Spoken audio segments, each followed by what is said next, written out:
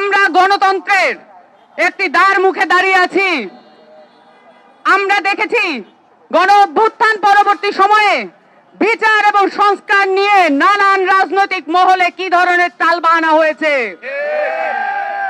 আজকের ককটেল বা এই গ্রেনেড বিস্ফোরণের এই ঘটনা শুধুমাত্র একটি নিদর্শন নয়, আমি বলতে চাই এটা একটি সেই ধরনের নিদর্শন যেটা দ্বারা বাংলাদেশকে আবার পুরনো এস্টাবলিশমেন্টে ফেরত নিতে যাচ্ছে। বাংলাদেশে গণ অভ্যুত্থানের পরে আমরা বলেছি বিচার এবং সংস্কারের ক্ষেত্রে সর্বোচ্চ আন্তরিকতা প্রয়োজন এবং সহযোগিতা প্রয়োজন। আপনারা সবাই দেখেছেন ঐক্যমত্য কমিশনে এবং সংস্কার কমিশনে সকল দলগুলোর কে কার কি অবস্থান ছিল।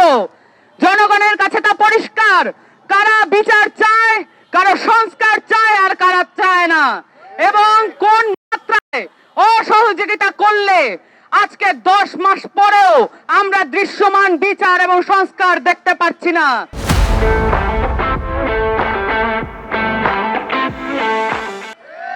এই ককটেল বিস্ফোরণকে, এই আমাদের সদস্য সচিবের উপর হামলাকে কোনোভাবে ইনোসেন্টলি দেখার কোনো সুযোগ নেই। এখানে যত ধরনের রাজনৈতিক পক্ষ আছে তারা চায় ঢাকাকে কন্ট্রোল করতে। আমি পরিষ্কার করে বলে দিতে চাই, গণ অভ্যুত্থানের পরে ঢাকাকে আপনাদের দুর্গ আর বানাতে পারবেন না। এই ঢাকা এনসিপির দখলে থাকবে, এই ঢাকা জনমানুষের দখলে থাকবে। যারা গণ অভ্যুত্থানের প্রত্যক্ষ শক্তি ছিলেন তাদের দখলে থাকবে এই ঢাকা। শুধুমাত্র বাংলা মোটর মন নয়, শাহবাগ মন নয়, বাংলাদেশের প্রতিটি মোড়ে এনসিপির জননেতা এবং কর্মীরা উপস্থিত থাকবে জনগণের কল্যাণের জন্য এবং বিচার এবং সংস্কার আদায়ের জন্য। আমরা প্রশাসনের কাছে অবিলম্বে ঘোষণা জানাচ্ছি, আপনারা যদি 24 ঘন্টার মধ্যে যারা দুষ্কৃতিকারী তাদেরকে গ্রেফতার না করেন, আমরা এর উপযুক্ত জবাব দেব ইনশাআল্লাহ।